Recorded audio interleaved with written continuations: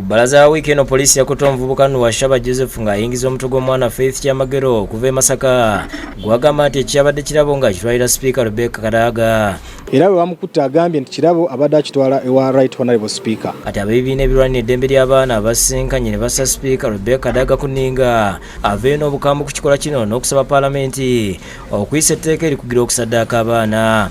Ebibiina okuli World Vision Uganda, Children on the Edge, Champions Child Care nga balina ekkanisa ya Uganda n'akakiiko ka Paalamenti akalondoola eddembe ly'abaana be bawomye omutwe mu kaweefube ono nga n'ekisinze okubennyamiza kwe kuba nti ekisaddaaka abaana kisinze kweyongera mu biseera by'obululu n'okulonda. There are many people who have given themselves authority over other people's lives. And what is sad is that they take the lives of these little innocent people. Like the child we have just seen. Speaker wafave yatuwa statement nga bannayuganda akume emitima gy'abannayuganda egyeralikidde kati tuli mu katyabaga. Irene Kagoye wa World Vision atangazza ku mbeera eno n'ategeeza nti abaana 14 be basaddaakibwa omunaawona omwaka ogwedde gokka nga waliwo n'abalala bangi abasaddaakibwa kyokka ne babulwako amayitire.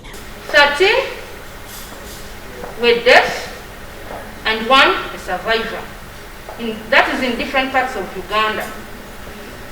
And up to 26 children are still missing. Onagamba nti ebbaga erya Prevention and Prohibition of Human Sacrifice Bill limaze emyaka 7 nga terifuulibwa tteeka so nga lirisobola okukwata ku basaddaaka abaana ababatuma n'ababayambako omuze guno okugera maaso kuba etteeka ly'obutemu eririwo eryeyambisibwa mu kaseera kano bangi balireka ebbali.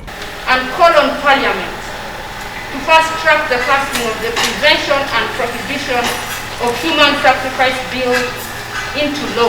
The bill is ready. It's only the certificate of financial implication that is tying us down.